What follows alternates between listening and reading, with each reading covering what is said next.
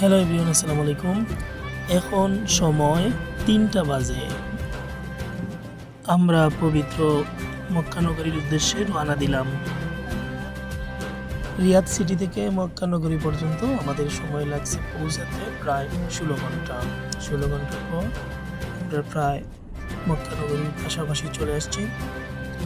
উমরা সঠিকভাবে পালন করতে হলে উমরার শুরু থেকে শেষ পর্যন্ত কি কি কাজ করতে হবে তা আপনাদেরকে বলার চেষ্টা করব ইনশাআল্লাহ।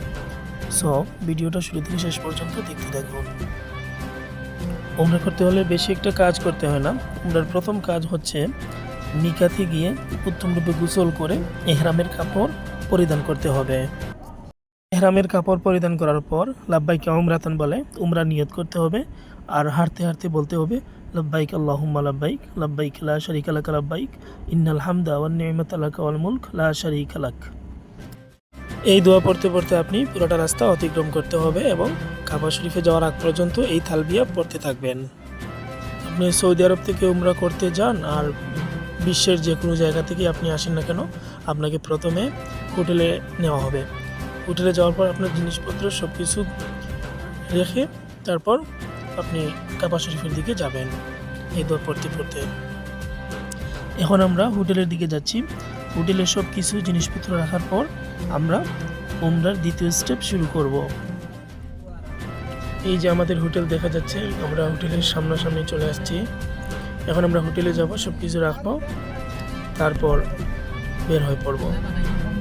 এই যে হোটেল, এই যে আমাদের হোটেলের ভিতরের দৃশ্য। এই যে দরজা, কাঠ পাঞ্চিংয়ের মাধ্যমে দরজা খুলতে হয়।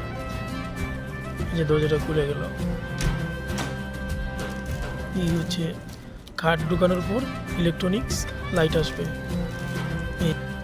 আপনার হোটেলের কাজ শেষ করে হোটেল থেকে বের হয়ে যাবেন। তারপর কাবা শরীফে প্রবেশ করে বিসমিল্লাহি আল্লাহু আকবার বলে তাওয়াফ শুরু করবেন। হজ্জে আসওয়াদ পাথরকে বাম পাশে রেখে ডাইন পাশে সবুজ লাইটকে রেখে বিসমিল্লাহি আল্লাহু আকবার বলে 7টা চক্কর শেষ করবেন। এই 7 চক্করের ভিতরে দোয়া কবুল হয়। আপনি ইচ্ছামতো দোয়া করতে থাকেন, এখানে কোনো নির্দিষ্ট দোয়া নেই। আপনি যা জানেন আপনি তাই আপনি পড়তে থাকেন, এতে কোনো সমস্যা নেই। আর এই ভিডিওটা আমি মূলত তাওয়াফ শেষ করে ধারণ করেছি। তবে কাবার 4টা কোণার মধ্যে একটা কোণার নাম হচ্ছে রুকনে আমানি কোণা।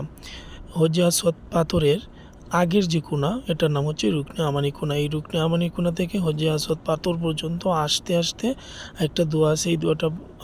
এই দোয়াটা আপনি পড়তে পারেন। এই দোয়াটা হচ্ছে রব্বানা আতিনা ফিদ দুনিয়া হাসানা ওয়া ফিল আখিরাতি হাসানা ওয়া কিনা আযাবান নার।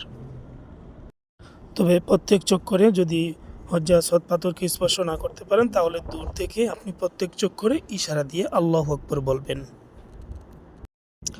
তাওয়াফ করা শেষ হয়ে গেলে মাকামে ইব্রাহিমকে সামনে রেখে 2 রাকাত নফল নামাজ পড়বেন।